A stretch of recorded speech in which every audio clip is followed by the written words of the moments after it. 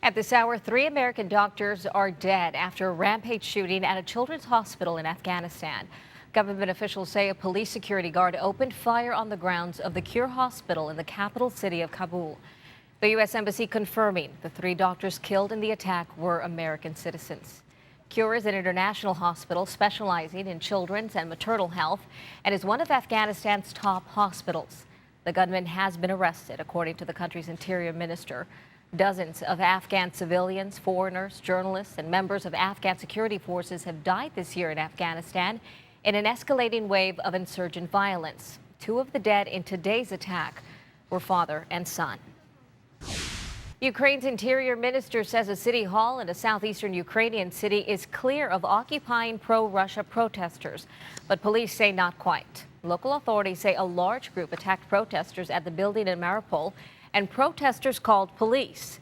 Officials say they control the perimeter and are negotiating with occupiers of that building.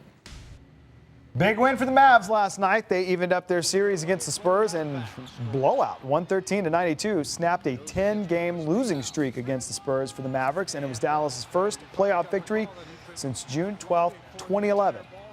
Meanwhile, in news that makes me very sad, but congratulations to former Horn LaMarcus Aldridge, though. He continued his dominance against my Rockets, scoring 46 this time, lifting the Trailblazers to a 112-105 victory and a 2-zip lead in that first round playoff series. So much for the home court advantage for Red Nation there. Yankee starter Michael Pineda has a short outing last night. In the bottom of the second, the cameras spot him with a little bit of the old pine tar on the neck there. Not supposed to do that.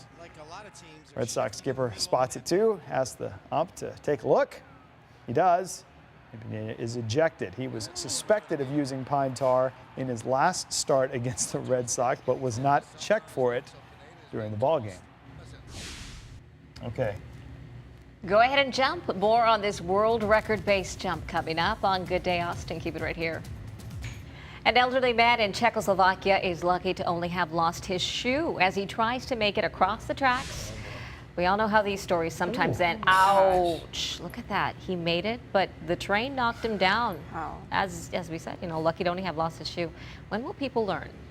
We've seen like 3 of these type incidents in the last week and a half. Here's a closer look now. Replay. Wow. So it did clip him. Oh my gosh. He hears a train. He knows it's coming. He thinks he can make You're it. that close. It's got to be bearing down on him. Just decides to go for it. Wow. You could have seen a little. What are people thinking? A little more. They're not. I don't think they are. Yeah. Sometimes you get in that zone, you're like, I got to get to somewhere, and they're not thinking. And they don't have the extra 30 seconds to spare. And sometimes the train does last, 10 minutes or so, but it's not worth risking or you your look life down, you're like, or your oh, I limb. can make this. You don't realize how fast that train is really going. Yeah.